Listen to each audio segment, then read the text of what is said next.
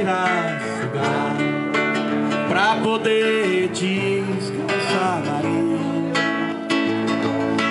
Quanto tempo as balas dos canhões explodirão antes de serem proibidas? The answer, my friend, is blowing in the wind. The answer is blowing in the wind.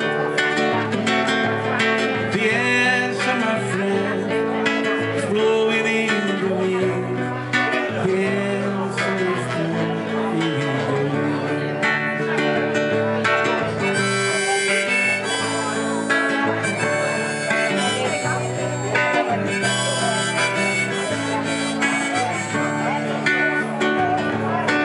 Quantas vezes deve o homem olhar para cima para poder ver o céu?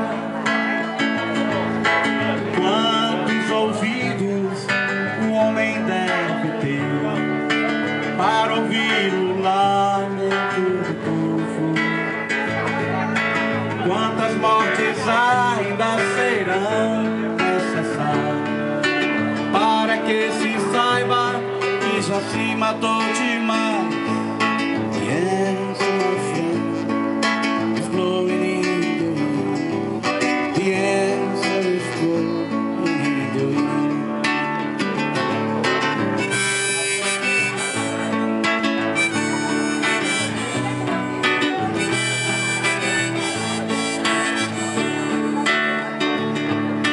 Quanto tempo pode uma montanha existir antes que o mar a desfaça?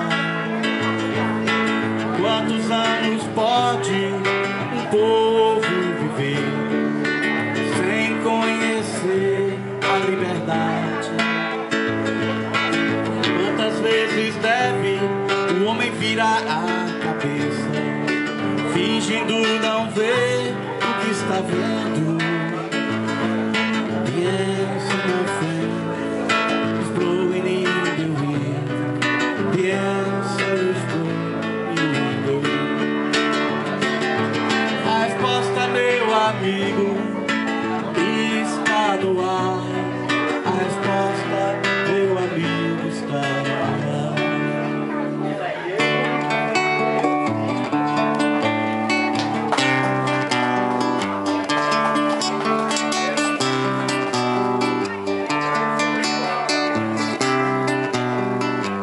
Eu venho das dunas brancas, onde eu queria ficar, deitando os olhos cansados por onde a vida alcançar. O céu é pleno de paz, sem chaminés ou fumaça, no peito enganos mil. A terra é pleno abril, no peito enganos mil. A terra é pleno abril. Eu tenho a mão que aperrei, eu tenho sol em areia. Sou da América, sou da América, sou da América. Eu sou a nata do lixo, eu sou o luxo da aldeia, sou do Ceará. Aldeia, aldeota, estou batendo na porta pra lhe aperrear, pra lhe aperrear, pra lhe aperrear.